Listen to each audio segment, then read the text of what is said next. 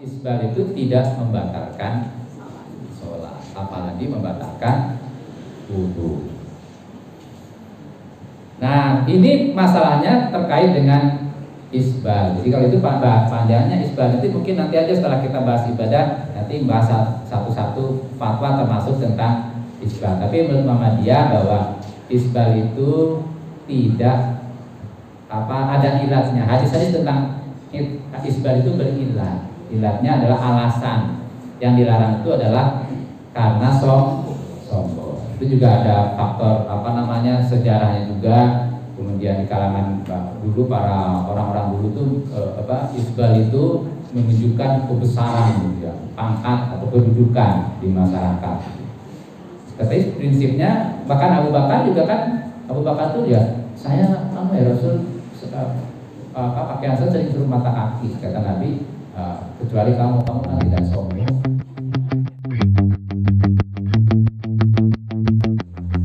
Assalamualaikum warahmatullahi wabarakatuh.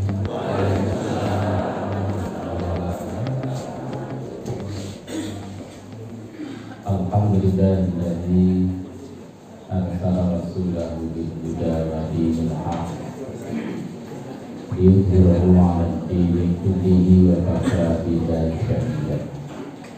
Asyhadu an la ilaha illallah wahdahu la syarika lahu wa asyhadu anna Muhammadan 'abduhu wa rasuluhu la nabiyya wa la rasula ba'dahu. Qala Rasulullah sallallahu alaihi wasallam, sallu kama ra'aitumuni usolli. Bapak dan Ibu yang dirahmati Allah Subhanahu wa taala, alhamdulillah pada pagi ini kita bisa hadir di sini dalam rangka thalabul ilmi. Semoga kalian kita senantiasa mempercepat keimanan dan ketakwaan, termasuk juga menambah pengetahuan tentang agama kita. Salam dan salam dan diucapkan pada guru kita yakni Nabi besar Muhammad sallallahu alaihi wasallam. Kita akan membahas pagi ini tentang sholat. Kita awali dengan kalau di kalangan istilah para ulama atau fikih itu syarat sahnya sholat di antaranya. Meskipun dalam himpunan putusan tadi itu memang tidak disebutkan, bahkan termasuk rukun sunnah itu juga tidak diklasifikasikan seperti itu, tetapi langsung menjadi tuntunan apa yang dicontohkan oleh Rasulullah, ditemukan dalam as-sunnah, dalam hadis, maka kemudian diusahakan untuk bisa dilaksanakan tanpa ada pengklasifikasian. Tapi kalau di kalangan para ulama tentu diklasifikasikan. Nah, hal-hal yang harus diperhatikan dalam sholat atau dalam istilah fikih syarat-syaratnya sholat, yang pertama adalah sholat sudah masuk waktu sholat. Jadi jangan terlalu sergap, belum adzan zuhur sudah sholat. Kenapa ada sholat? Kan sholat harus lebih awal waktu. Nah, awal waktu itu maksudnya saat sudah masuk waktu sholat. Sholat di awal waktu seperti dalam hadis kan afdhalus sholat fi awwali waqtiha. Sholat yang paling utama itu di awal waktu. Jadi ada sholat pada waktunya, sholat di awal waktu. Sholat di awal waktu itu tidak wajib, tetapi keutamaan. Wajibnya itu sholat pada waktunya, tetapi lebih utama di awal waktu. Maka dikatakan afdhalus sholat fi awali waktiha. Jadi sholat yang paling utama berarti keutamaan. Jadi begitu azan masuk waktu, kemudian kita melaksanakan ibadah sholat. Jadi kita mendapatkan keutamaan. Sama dengan ketika kita sholat jamaah, kan banyak shaf dari atas depan sampai belakang. Yang berdiri di shaf paling depan mendapatkan keutamaan. Walaupun biasanya di masyarakat itu mesti pada berbesar hati kan, monggo silahkan disuruh ke depan.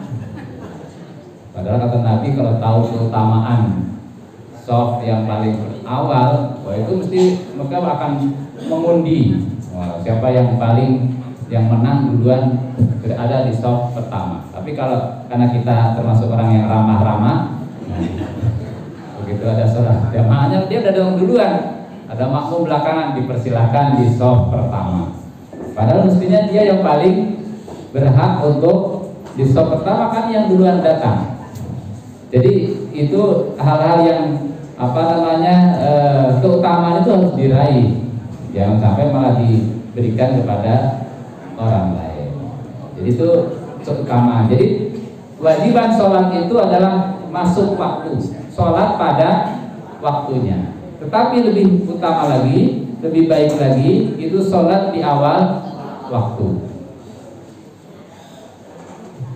Jadi sholat pada waktunya ditegaskan dalam Al-Quran Hud 114, kemudian juga Al-Isra 78. Sekaligus ini waktu-waktu sholat.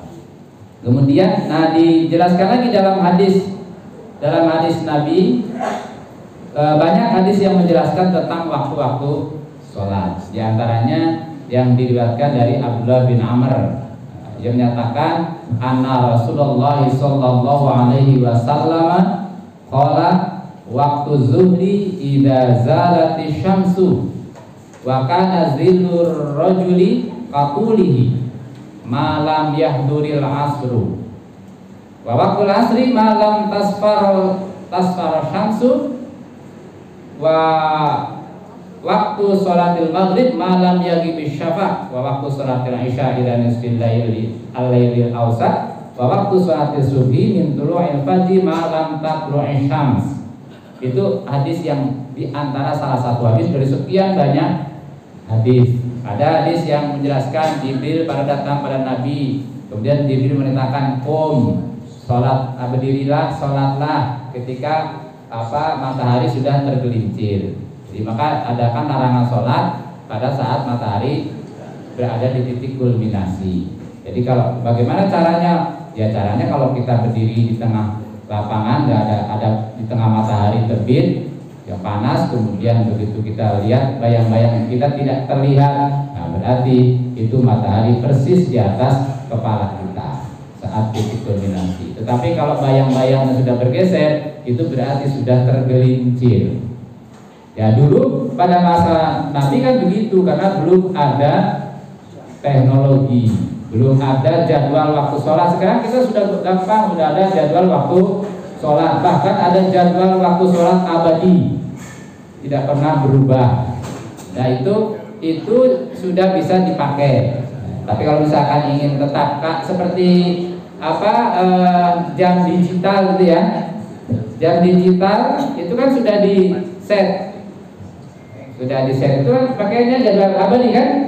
Nah, pakai waktu abadi karena dia kan tidak bisa berpindah-pindah. Nah, tetap nanti termasuk nanti komatnya jam berapa, nah itu sudah ditentukan. Kalau komat itu silakan aja mau berapa menit, itu tergantung ke kesepakatan. Kalau ada yang setelah azan 15 menit, yang penting jangan 15 menit sebelum azan komatnya. Sebelum azan komat.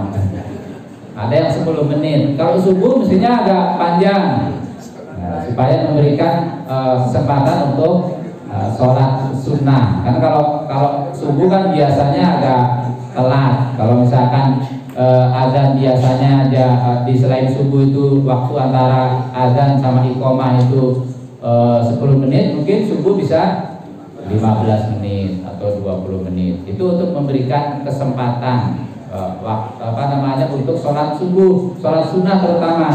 Karena sholat sunnah subuh kan pahalanya cukup besar dan Nabi hampir tidak pernah meninggalkan muahadatan. Nabi itu sangat menjaga sekali untuk melaksanakan 2 rakaat qobliyah fajar atau qobliyah subuh.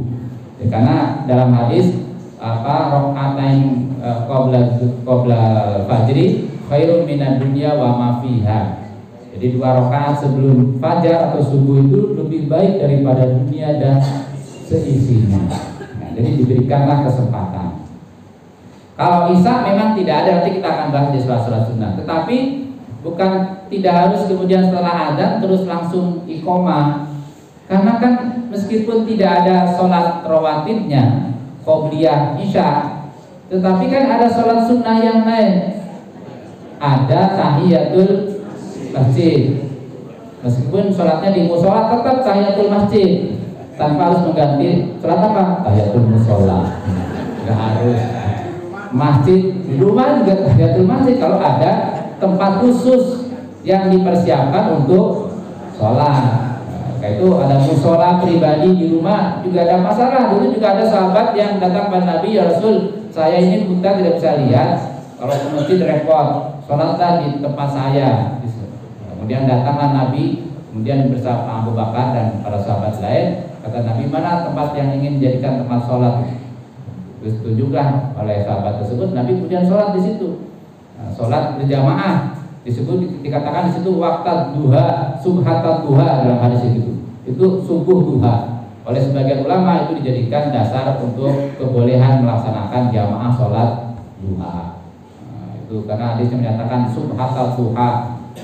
Nah, itu perbedaan tapi karena Nabi biasa sendiri ya sendiri saja. Kecuali anak-anak di sekolah ya, bukan latihan. Nah, jadi ada sholat lain dalam hadis juga bainal adzanain sholatun. Di antara 2 adzan itu ada sholat setelah adzan sebelum iqomah. Ada yang menjadikan hadis itu sebagai dalil rawatib, tapi ada yang menjadikan itu sebagai sholat tersendiri. Dalam hadis itu menjadi dalil sholat tersendiri bainal adzanain, bukan dimasuk rawatib. Jadi ada tahiyatul masjid, ada rawatib. Kalau ada rawatibnya ada bainal adzanain. Kalau tidak ada rawatib ya itu yang bainal adzanain dan tahiyatul masjid. Jadi berikan kesempatan, jangan setelah adzan langsung iqomah. Tapi tidak tahu iqomah masih nggak dulu? Lihat setelah adzan langsung iqomah ya. Jadi ada jeda dulu untuk memberikan kesempatan sholat sunnah. Nah, karena tapi prinsipnya kalau yang di rumah sholat sudah masuk waktu ya silakan saja. Nah, kalau tidak jamaah di masjid berarti dia sudah bisa melaksanakan sholat fardu atau sholat wajib. Jadi intinya sholat itu harus sudah masuk waktunya. Nah, dan karena kita bukan tidak mengamalkan hadis ini, tapi kita sudah menafsirkan hadis ini dengan teknologi. Jadi kita sudah tidak lagi lihat matahari, karena kalau lihat matahari nanti kalau hujannya gimana, sholat dulu hujan, mataharinya nggak keluar, terus ada alasan nggak sholat, mataharinya nggak kelihatan. Yang sampai kemudian ada seperti itu. Ya, ini yang pertama itu waktu masuk waktu sholat. Yang kedua, suci dari najis dan hadas baik kecil dan besar itu sudah dijelaskan kemarin, tidak perlu saya jelaskan lagi. Kemudian menutup aurat, ini juga jelas. Perempuan semuanya aurat kecuali wajah dan telapak tangan. Laki-laki dalam hadis baina surah warub batain, auratnya diantara pusar dan lutut. Ada yang menafsirkan berarti hanya yang tengah-tengah saja, karena kan di antara. Berarti lutut sama pusarnya nggak masuk aurat, hanya di antara. Nah, bahaya di antara nanti hanya pakai kolor sawat saja sudah sah nanti sholatnya. Tapi mayoritas menyatakan baina surah wa rubatin, surah pusar sama lutut termasuk aurat. Itu yang kita maknai. Jadi tidak hanya yang tengah-tengahnya, tetapi baina surah wa rubatin itu pusar dan lutut juga ikut aurat. Nah, muncul kemudian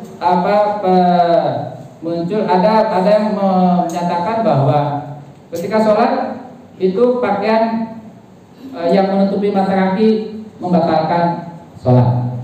Pernah dengar ya? Nah, isbal itu membatalkan sholat. Saya perlihatkan hadisnya.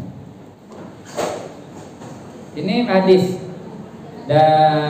dari Abi Hurairah. An Abi Hurairah taqala bainama rajulun yusalli musbilan izarahu id qala lahu Rasulullah sallam idhab fatawaddo. Padahaba fatawaddo tsumma jaa tsumma qala idhhab fatawaddo fadhahaba fatawaddo'a tsumma jaa faqala lahu rajulun ya Rasulullah malaka amartahu an yatawaddo'a faqala innahu kana yusolli wa huwa musbilu izarahu wa inna Allah ta'ala la yaqbalu sholata rajulin musbilin izarahu. Kalau dilihat tadi sini memang membatalkan ya, kelihatannya. Jadi di sini jadi ada seorang laki-laki, kemudian dia yang pakaiannya itu isbal, menutupi sampai ke bawah. Kemudian Rasulullah SAW bilang, pergi fatawaddo, kamu wudu lagi, gitu. Terus dia wudu lagi, datang lagi, wudu lagi, sampai berapa kali gitu. Kemudian dia bertanya, ya Rasulullah, kenapa sih kok saya bisa menyuruh saya wudu lagi, kemudian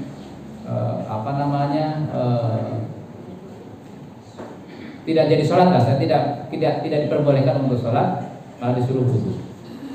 Kemudian kata Nabi, innahu kana yusolli, karena dia sholat, wa huwa musbilun izarahu, sedangkan pakaiannya itu isbal.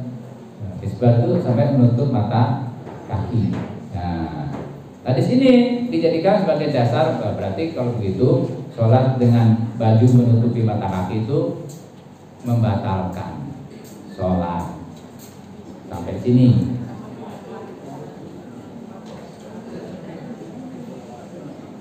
Nah, tetapi kita pertama yang kita lihat dari hadis ini dua hal. Kan kritik hadis itu pertama dari sisi sanad, yang kedua dari sisi matan, konten. Itu dalam manhaj tadi itu sudah dijelaskan. Saya tidak tahu ketika menjelaskan manhaj itu kita sudah dijelaskan juga. Jadi kritik sanad itu kita mengkritisi pembawa beritanya, informannya. Kalau perempuan informan watinya. Jadi diteliti. Nah, ini hadis itu kualitasnya seperti apa? Ini kita pakai penelitian para ulama hadis aja dulu. Kalau mau pakai lebih lengkap lagi mungkin ditambahkan ini kitab tahriznya. Ini kitab tahriznya. Kita tambahkan. Nanti kita lihat bagaimana pendapat para ulama. Nah, ini ada satu pendapat para ulama. Ini Imam Al-Albani, Syekh Nasruddin Al-Albani menyatakan qala Asy-Syaikh Al-Albani dhaifun. Hadis ini dhaif. Ya, itu dari sanad. Itu dhaif. Nah, ini juga sama, Al-Albani juga menyatakan dhaif juga. Ada beberapa supaya tidak banyak kita klik yang tahriknya saja, yang matanya kita hapus saja, matanya tidak terlalu banyak keluarnya. Ini hanya kitab-kitab tahrik, kitab yang sudah meneliti hadis ini, menilai hadis ini ya. Ini ada beberapa, ini saya yang agak tegas ini. Ada dalam ini, kalau ini Riyadhus Shalihin menyatakan isnaduhu shahihun ala syarti muslimin. Nah, itu Riyadhus Shalihin, tapi Riyadhus Shalihin kan juga banyak. Nah, ini ada juga di sini dari Imam Asy-Syaukani. Imam Asy-Syaukani itu pengarang kitab Nailul Awtar, menyatakan fahuwa hadisu mungkarun. Hadisnya mungkar. Ada menyatakan hadisnya mungkar. Hadis mungkar itu termasuk kategori hadis dhaif. Jadi pendapat para ulama tentang penilaian hadis itu menyatakan bahwa hadis itu dhaif. Karena hadis dhaif berarti tidak bisa dijadikan sebagai hujjah. Nah, itu yang pertama. Jadi dari sisi sanad hadis itu lemah. Karena lemah maka kita tidak pakai. Yang kedua, di dalam fikih kita lihat fikih para ulama itu dalam mubtilatus sholat, hal-hal yang membatalkan sholat itu tidak ada yang memasukkan isbal itu hal yang membatalkan sholat. Ada nggak pernah? Tidak ada. Ulama tidak ada yang isbal itu memasukkan pada hal yang membatalkan sholat. Itu ulama. Yang kedua, kalau kita cermati, kalau itu termasuk hal yang membatalkan sholat, kenapa hadis itu Nabi kok dia minta wudhu lagi? Apakah membatalkan wudhu atau membatalkan sholat? Iya kan? Kalau membatalkan sholat itu kan tinggal suruh melipat, dilipat, terus sholat, tidak harus wudhu. Kalau yang diperintahkan wudhu lagi, berarti kan apa ini yang membatalkan wudhu kan gitu kan pertanyaannya. Harusnya dia itu termasuk bukan batal sholat tetapi hal yang membatalkan wudhu, karena dia diperintahkan wudhu. Tidak semua apa yang membatalkan sholat itu membatalkan wudhu, ya kan? Tapi semua yang membatalkan wudhu otomatis membatalkan sholat kan gitu ya?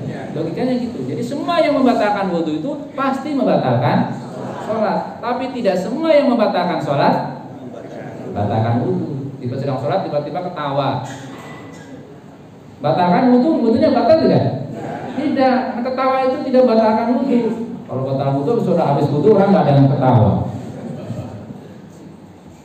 Jadi itu juga apa namanya menjadi janggal.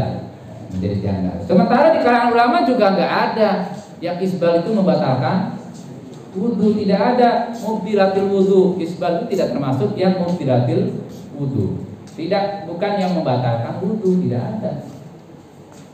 Nah, jadi dari situ sudah semakin kelihatan bahwa apa isbal itu tidak membatalkan sholat, apalagi membatalkan wudhu.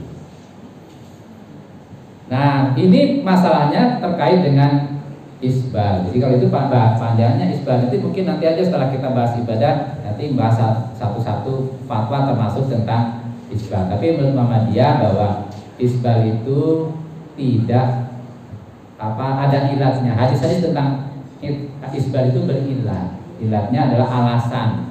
Yang dilarang itu adalah karena sombong. Itu juga ada faktor sejarahnya juga. Kemudian di kalangan dulu para orang-orang dulu tuh isbal itu menunjukkan kebesaran gitu ya, pangkat atau kedudukan di masyarakat. Tapi prinsipnya bahkan Abu Bakar tuh ya, saya ya Rasul pakaian saya sering suruh mata kaki, kata Nabi, kecuali kamu kan tidak sombong. Ya, berarti kan sombongnya. Berarti kalau gitu orang isbal sombong itu nggak boleh, haram. Yang tidak isbal, yang di atas mata kaki sombong, sama. Wah, terus pakai baju di atas, di betis, di pas betis di atas mata kaki, tapi merasa paling, wah, itu sombong, sama aja. Tetapi kalau yang jaro saubahu geser ke tanah, itu memang nanti jelas. Jaro, kalau itu kan nanti ada najis dan sebagainya kan. Nah, itu jelas. Tapi kalau cuma sampai menutupi mata kaki, bukan karena sombong, ya tidak ada masalah. Dan itu juga karena ini ada kasus.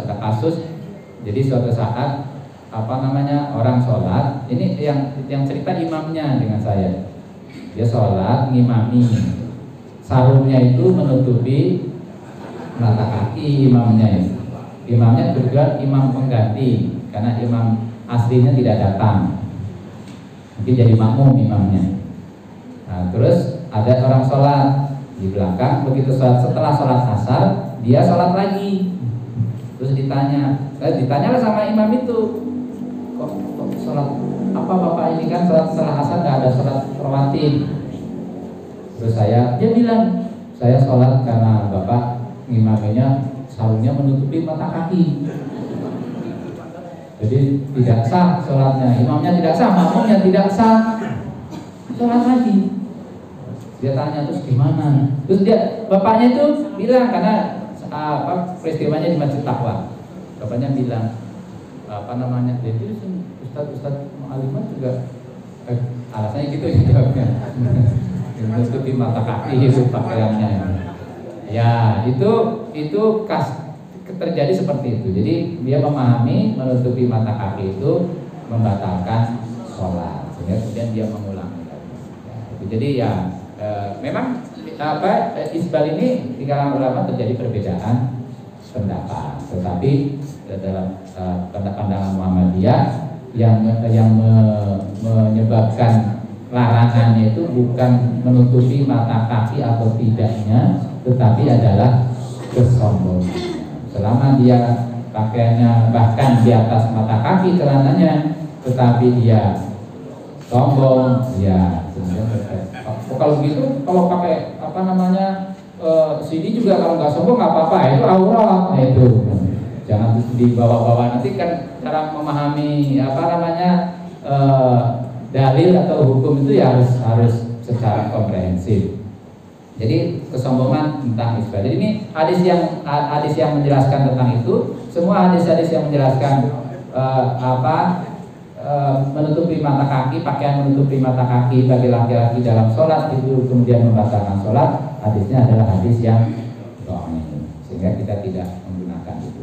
Tetapi bukan berarti kalau begitu kita julukan semua, ya tidak begitu.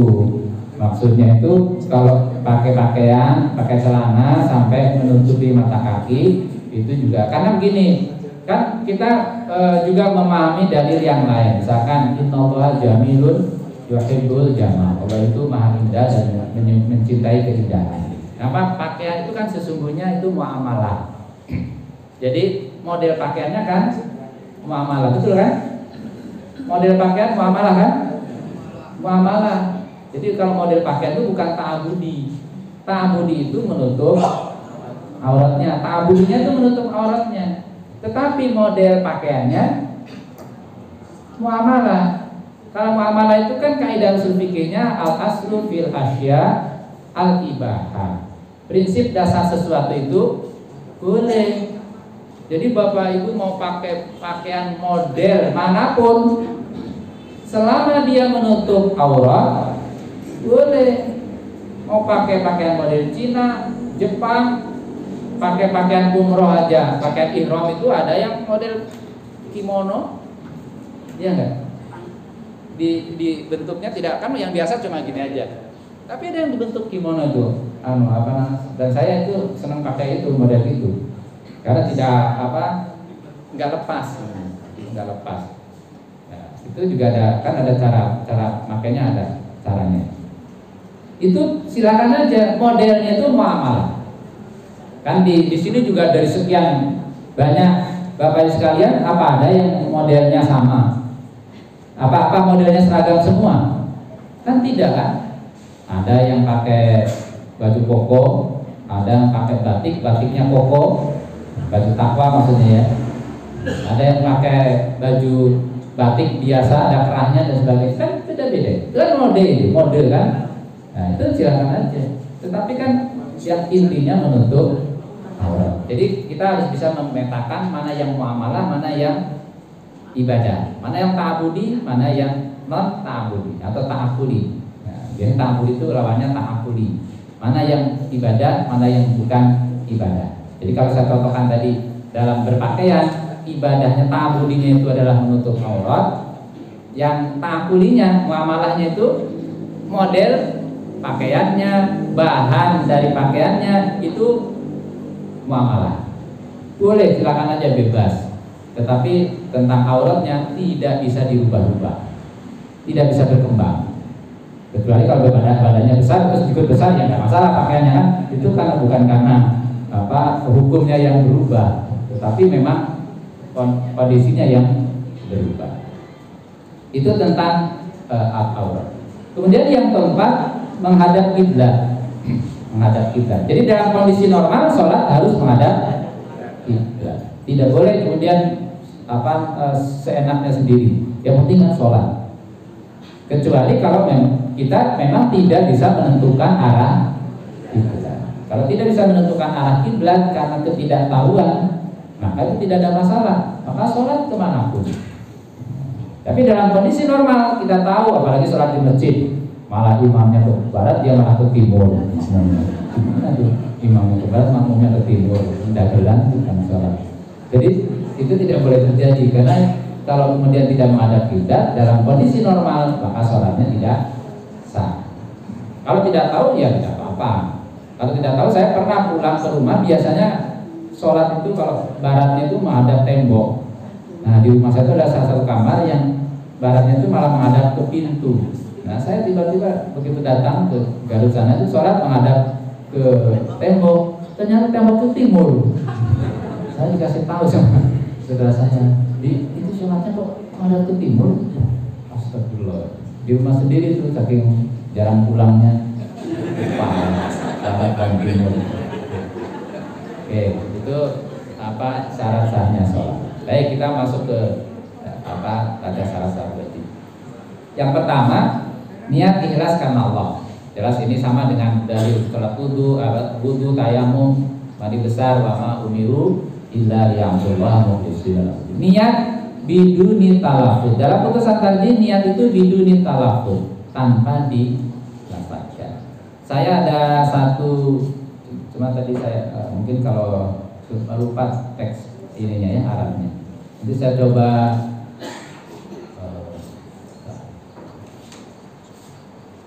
ada pernyataan Ibnu Qayyim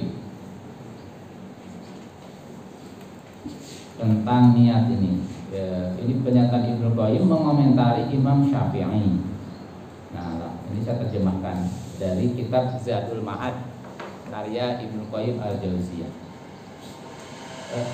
Yang apakah niat dalam sholat itu dilafadzkan atau tidak dilafadzkan? Sebenarnya dalam masalah kalau itu tidak menjadi satu keharusan, talaffudznya itu kan di luar sebelum takbiratul ihram. Ya. Sebenarnya tidak mengganggu kan? Tidak mengganggu sahnya sholat. Karena dilafadzkan sebelum takbiratul ihram, selama tidak menganggap sebagai sebuah keharusan. Jadi kecuali kalau dilafadzkannya setelah takbir, Allahu Akbar, baru usolli fardhu zuhri arba'a raka'atin lillahi ta'ala. Itu barulah. Tapi kan dilafadzkannya di luar. Nah, maka ada yang berpendapat tidaklah, nggak usah diributkan, cuma dilafadzkannya di luar. Ya, saya kesini lagi.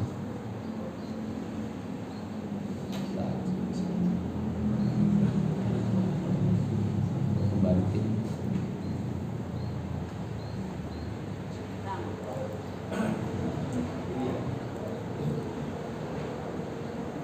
Ini diambil dari, nanti bisa di apa? Ya, karena waktu ini saya tidak bukakan kitabnya, nanti mungkin tersaat. Nah ini dia. Saya terjemahkan dari kitab Zadul Ma'ad milik Ibnu Qayyim al-Jauziyah. Ini saya bacakan bahwa Nabi Muhammad SAW apabila beliau sholat maka ia melafalkan Allahu Akbar, dan ia tidak mengucapkan melafalkan apapun sebelum sholat. Juga ia tidak pernah mengucapkan melafalkan niat apapun, termasuk mengucapkan melafalkan usolli lillahi sholatan kada mustaqbilatan qiblatan arba rakaatin imaman aw mahmuman.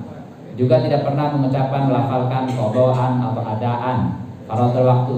Dan ini termasuk dari 10 perbuatan. Ini Imam Ibnu Qayyim ya, bukan saya ini, Ibnu Qayyim. Perbuatan bid'ah, karena tidak ada satupun riwayat baik melalui sanad yang sahih, dhaif, dan juga tidak ada satupun lafal hadis yang diriwayatkan secara mursal. Bahkan tidak ada satupun yang membacanya dari para sahabat, dan tidak ada seorang pun dari para tabi'in maupun imam-imam yang 4 yang menganggap baik hal tersebut. Hal itu terjadi karena sebagian ulama mutaakhirin salah dalam memahami perkataan Imam Syafi'i dalam masalah sesungguhnya sholat itu tidak seperti puasa. Seseorang belum masuk dalam salat kecuali dengan bizikri. Mereka mengira bahwa yang dimaksud dengan bizikri itu adalah melafalkan niat bagi orang yang akan mengerjakan sholat. Padahal yang dimaksud dengan zikri dalam perkataan Imam Syafi'i tersebut adalah takbiratul ihram. Bagaimana mungkin Imam Syafi'i dan sebagainya. Nah, ini dalam kitab Zadul Ma'ad halaman 194. Jadi kalau mau dilihat ada di dalam kitab Zadul Ma'ad. Jadi dari situ bahwa kita meyakini bahwa niat itu azmul qalbi. Jadi pernyataan hati itu sudah niat sholat itu sudah cukup. Kemudian kita berangkat membaca basmalah dan sebagainya, itu sudah cukup niat. Nah, kemudian hadis lain innamal a'malu binniyat. Kemudian menghadap kiblat dari sudah ya. Nah, ini hadisnya, idza qama ila sholati istaqbala qiblata wa rafa'a yadayhi wa qala Allahu akbar. Jadi karena Rasulullah idza qama ila sholat istaqbala qiblata wa rafa'a yadayhi wa qala Allahu akbar. Jadi Rasul ketika berdiri untuk sholat maka kemudian menghadap ke kiblat. Kiblatnya tentu Ka'bah. Yang dulu pernah saya sampaikan, memang di awal kiblat itu Baitul Maqdis sampai beberapa bulan. Adanya tahun 14, ada 17. Selama itu ketika Nabi sebelum hijrah, Nabi menghadap kedua kiblat, Ka'bah dan Baitul Maqdis. Tapi setelah Nabi hijrah dari Makkah ke Madinah, sudah tidak bisa lagi menghadap kedua kiblat. Nabi kemudian menghadapnya ke Baitul Maqdis sampai kemudian turun ayat itu ya, surat Al-Baqarah berapa itu? Qad nara taqalluba wajhika fis sama falanwalliyannaka qiblatan tardaha fawalli wajhaka syatrul masjidil haram. Tuh muncullah ayat itu. Terus kemudian hukum itu dimansuh, menghadap kiblat itu dimansuh dan pindah dari Baitul Maqdis ke Ka'bah. Jadi atau Masjidil Haram. Nah itu dalilnya. Jadi sholat itu harus menghadap ke kiblat. Lah kita kok ke barat? Ya karena posisi kita berada di timur. Nah, kalau Bapak Ibu nanti berangkat ke Mekah, di sana kan orang tidak sholat tidak ada barat dan timur, tergantung dia posisinya ada di mana arah Ka'bah. Ya disitulah kita. Maka di sana kan masjid itu muteri Ka'bah, bulat kan kayak lapangan sepak bola, bulat gitu. Nah terus nanti mereka sholat menghadap ke Ka'bah. Tetapi kalau di kita tentu saja menghadapnya ke arah Ka'bah. Loh kok nanti masjidnya yakin nggak usah dipikirkan, nanti malah nggak sholatnya nggak khusyuk. Jadi itu ke Ka'bah tenang apa enggak ya? Nggak usah dipikirkan. Pokoknya pada masjidnya sudah menghadap ke sana, ikuti saja ke arah mana. Kalau masjidnya tidak menghadap kiblat, nah yang salah yang bangun, nggak usah dipikirkan. Yang bangun juga karena dulu sudah hasil istihadnya ya, sudah biar aja. Nah, berarti kalau itu tidak salah. Kayak masjid yang UAD itu kan, yang megah itu, di awal kan keliru perhitungan. Jadi ternyata setelah dipisang-pisang pada ngukur, ternyata melenceng, tidak menghadap ke Ka'bah. Akhirnya kemudian dimencongkan dan akhirnya pengimamannya nggak kepakai kan. Nah, itu ya dia kalau jadi sebenarnya masjid itu miring. Kadang-kadang ada yang ada yang menyatakan shaf itu harus miring karena melihat masjid besar juga miring, masjid gede juga miring. Sebenarnya miring itu bukan yang harus itu bukan miringnya, bukan shafnya miring, tetapi karena menghadap ke Ka'bahnya. Jadi jangan terus karena miring terus ikut miring. Kalau bangun masjid, ya kalau tanahnya bisa menghadap ke kiblat langsung ya diarahkan ke kiblat. Jangan terus malah ngikuti yang sudah ada, nanti shafnya dimiringkan. Itu pemahaman yang keliru. Nah, jadi nanti kan Pak undang majelis tadi, kemudian ada UAD kan sudah tim hisabnya UAD kan pusat falaknya itu kan ada timnya untuk mengukur arah kiblat. Nah, mereka kemudian bisa mengundang mereka untuk mengukur itu. Jadi jangan sampai ada pemahaman masjid pokoknya shafnya harus miring, berarti juga semua rata-rata semua miring ya, karena itu kan bangunnya mengikuti konstruk tanahnya, kemudian nanti masalah kiblat diatur belakangan. Tetapi kalau dibangun di tanah yang bebas bisa kemanapun, arahkan ke itu yang dipahamkan ke jamaah juga. Jangan sampai tadi itu karena ada kasus seperti itu yang miring karena kan di Jogja rata-rata shafnya pada miring. Ini bukan shaf ya, memang masjidnya tidak menghadap ke kiblat, itu masalahnya. Itu masalah. Kalau UAD saya kurang tahu gitu ya, karena dulu sehingga saya tidak di pembahasan di majelis taklim. Mungkin dulu awalnya sudah pas kali, terus tiba-tiba bangunnya geser kali, mungkin bunyinya berputar.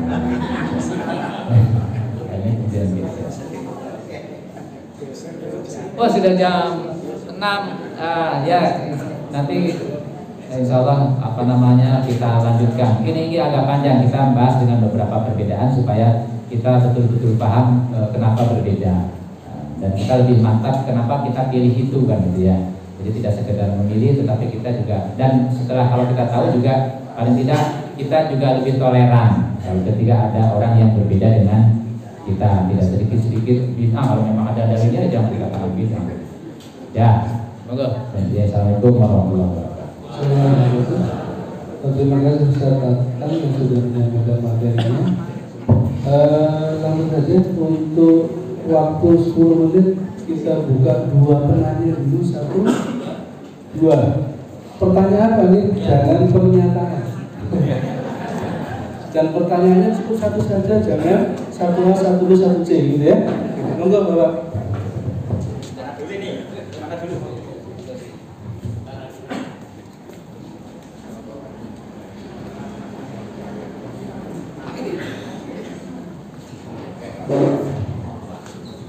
Assalamualaikum warahmatullahi wabarakatuh.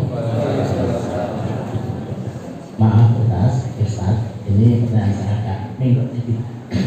Saya pernah mengikuti kajian yang menerangkan bahwa apabila sholat subuh datangnya di masjid itu jika waktunya tinggal bisa untuk melakukan 2 rakaat, maka kata penjelasan itu, maka boleh sholat 2 rakaat dengan niat tahiyatul masjid dan sholat qabliyah.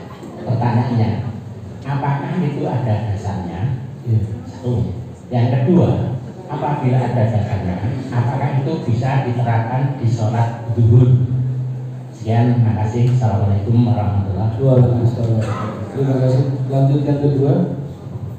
Tentang waktu Ustaz, jadi waktu sholat itu katanya untuk zuhur dan asar itu ada wajib muhayyar ya. Apa maksudnya itu wajib muhayyar? Wajib muhayyar. Ya, maksudnya apa juga ya? Ya, subuh di awal, maghrib di awal, isya itu di akhir paling afdal, dan untuk zuhur dan wajib muhayyar. Ya, terima kasih. Monggo Ustaz langsung dijawab. Dua dulu, nanti kalau ada waktu baru menjelaskan yang lain. Terima kasih. Ya, yang pertama di munas terakhir kemarin di Gresik itu memang di komisi saya itu ada diskusi tentang itu, al-istiraqu bin niyat. Jadi menyatukan niat bagi ibadah sunnah yang sejenis ya, yang sama-sama sunnah.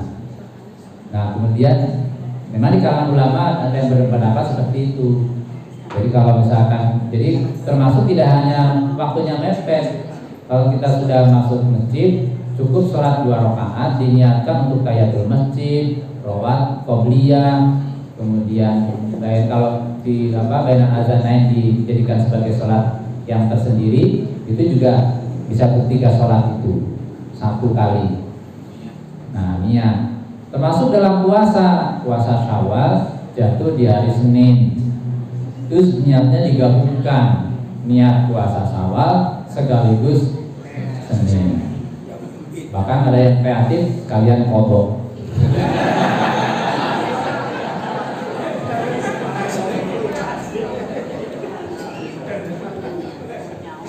Nah, tapi kemudian dalam putusan itu tidak disepakati. Jadi kita tidak mengenal itu dalam munas kemarin. Jadi karena masing-masing memiliki dalil sendiri-sendiri. Maka diposisikan saja sebagai diposisikan saja dia sebagai ibadah yang memiliki dalil masing-masing, tidak digabungkan. Jadi ya sudah, kalau masuk masjid kok bisa sholatnya 2 rakaat, ya sudah 2 rakaat saja. tidak apa namanya di rakaat tinggal niatnya mau apa, tahiyatul masjid ya sudah tahiyatul masjid. Jadi tidak perlu diniatkan untuk semua. Yang khawatir tadi itu, jadi dia loss diniatkan sekaligus sholat subuh kan, repot dari semuanya di jamaah semua. Kalau waktunya panjang, masih panjang untuk satu semuanya dilaksanakan juga tidak ada lebih baik. Kalau mepet ya sudah salah satu saja. Nah, itu putusannya kemarin dalam Munas, maka kemudian itu tidak dijadikan sebagai putusan adanya kebolehan menggabungkan beberapa ibadah yang sejenis dalam satu niat. Biasanya khususnya untuk ibadah sholat sunnah. Yang umumnya lagi biasanya sholat sunnah sama puasa sunnah. Yang itu yang sering pertanyaan kan, bagaimana kalau saya niatnya gabung Kamis sama Syawal, jadi Syawalnya yang diambil cuma Senin Kamis, Senin Kamis, Senin Kamis, Senin Kamis, kan satu bulan ada 8. Karena pahalanya banyak kan, bisa dua sekali ini dua pahala puasa Senin dan Kamis, puasa Syawal. Jadi satu ibadah dapat 2 pahala. Terus yang membuat begitu siapa? Allah. Kalau malah nafsirkan sendiri. Jadi kalau puasa Syawal ya Syawal, puasa Kamis ya Kamis, mana yang mau dipakai. Yang kedua tentang mukhayyar tadi. Hadis yang menyatakan afdhalus sholat fi awali waktiha itu dia bersifat umum. Dan tidak ada penegasan secara khusus bahwa sholat zuhur itu lebih utama diakhirkan. Kalau memang itu ada, saya belum menemukan masalahnya hadisnya. Kalau memang itu ada, bisa dijadikan sebagai taksis. Taksis itu pengkhususan. Yang afdhalus sholat itu dijadikan sebagai dalil umum. Terus nanti ada pengecualian, ya sederhana itu gampangnya. Taksis itu pengecualian. Atau dalam bahasa hukum itu lex specialis, pengecualian. Nah, berarti tentang duhur ini paling utama diakhirkan. Berarti besok kalau ada Masjid Muhammadiyah itu sholatnya harus diakhirkan duhurnya. Kan mengambil yang utama. Kalau ada, iya kan sebenarnya begitu. Jadi kalau memang ada dalil ya dipakai, tapi kalau tidak ada ya tetap berlaku keumumannya itu. Hadis itu berlaku bagi semuanya. Mau sholat subuh, duhur dan sebagainya. Memang sholat isya itu ada dengan ulama nyatanya lebih utama itu diakhirkan. Tapi sholat sendirian di awal jamaah. Milih jamaah karena afdhalus sholatul jamaah afdalu min sholatil fardhi bi 27 darajat. Jadi ya sudah, tapi itu kan tidak sebagian berpendapat seperti itu. Tapi ada yang berkata ya pokoknya di awal waktu itu bagi semua sholat, apalagi kalau itu berjamaah. Maka sholat kalau kita mau utama bahkan sholat tarawih itu memang malam itu utamanya malam hari. Tapi di bulan Ramadan itu kalau diajak malam hari itu tinggal imamnya nggak ada. Jadinya beberapa masjid itu mengadakan sholat lain di waktu malam, tetapi jamaahnya pada mengundurkan diri. Ya sudah, akhirnya sholat tarawih di isya kemudian dengan berjamaah. Ya. Masih ada waktu 2 menit. Mungkin Bapak yang sudah menggali satu pertanyaan, silahkan. Saya ingin menanyakan tentang waktu sholat ya. Sholat isya. Umumnya waktu sholat isya itu dikatakan masuk waktu sholat, akhirnya adalah sebelum subuh. Tapi ada saya pernah baca satu apakah hadis atau keterangan bahwa waktu sholat isya itu hanya sampai tengah malam. Karena setelah tengah malam itu waktu untuk sholat malam, waktu sahur kan. Nah, padahal ada satu kali lagi sholat isya itu ada yang atau boleh atau lebih utama agak diakhirkan. Nah, jadi yang betul yang mana waktu sholat itu? Apakah sampai malam atau sampai sebelum subuh tadi? Siap. Terima kasih Bapak. Monggo. Ya, yang sholat isya ini ya. Ya, memang yang memahami sholat isya sampai tengah malam itu ini karena ada hadis itu. Wa waktu sholat isya ila nisfil lailil awsati.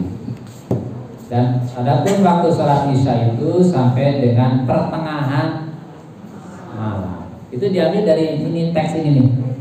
Teks ini.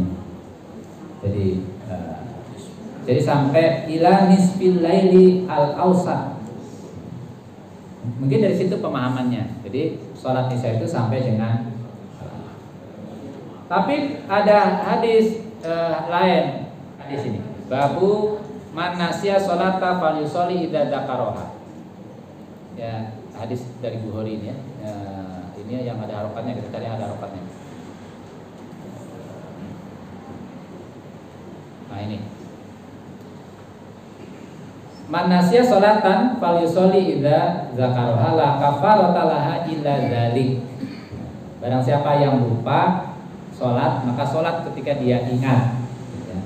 Terus jadi meskipun ada yang berpendapat bahwa memahami dari hadis tadi itu tidak lain ausat, kemudian ada yang memahami lagi bahwa itu sampai tengah malam itu memberikan kesempatan untuk sholat malam. Tapi kalau belum sholat isya itu jangan sholat malam dulu, tetapi harus sholat isya karena kita tetap mengutamakan yang wajib. Maka ketika perdebatan di kalangan ulama ketika puasa Syawal itu bagi ibu-ibu atau bapak yang punya utang puasa kan muncul perdebatan. Ini boleh nggak puasa Syawal? Kan dia kan masih punya utang yang wajib. Nah, kan gitu perdebatan gitu. Karena ada yang berpendapat ya harus yang wajib dulu, jangan yang sunnah. Nah, gitu. Terus ada yang pokoknya nggak boleh puasa Syawal sebelum bayar utang. Ada yang berpendapat seperti itu ulama. Nah, apalagi sholat ini, sholat ketika kok sholatnya sudah melampaui sholat. Kalau sholat melampaui waktu sholat itu tetap sholat. Jadi tanpa mengenal batasan waktu. Duhur belum sholat itu bangun tidur bangun asar belum sholat duhur. Dia sholat. Jangan waduh lupa ya sudahlah sudah terlanjur. Gak boleh. Meskipun itu bukan qadha ya. Walaupun di fikih sunnah itu tetap ada qadha. Ada yang menyatakan la qadha fi sholat, tidak ada qadha dalam istilah qadha, tapi dalam fikih itu mesti tetap ada istilah qadha. Maka fikih sunnah Syekh Syafi'i juga mengistilahkan dengan qadha sholat. Qadha dalam sholat. Nah, itu tetap sholat karena pakai hadis ini man nasiya sholatan falyusolli idza dzakaroha. Barang siapa yang lupa tidak sholat, maka sholat ketika dia ingatnya kok maghrib belum sholat duhur sama asar. Sholat maghrib duhur asar dikerjakan pada maghrib 3 lebih dari jamak tuh. Duhur asar isya.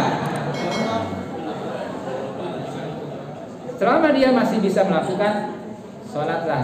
Jadi dia tanpa batas waktu. Memang kalau waktu sudah dibatasi. Tapi ketika dia belum melaksanakan sholat itu tanpa harus ada batasan waktu itu, dia tetap harus sholat. Apalagi tadi kalau hanya muncul perdebatan. Apakah kalau melihat dari batas waktu ya sampai sholat subuh isya itu. Tapi mungkin ada memahami tekstual itu, kemudian sampai nisfil lailil awsat. Tetapi memahami ya karena nisfil lailil awsat itu untuk memberikan kesempatan waktu untuk sholat malam. Walaupun sholat malam itu sebenarnya kan waktunya dari sholat isya sampai dengan waktu subuh.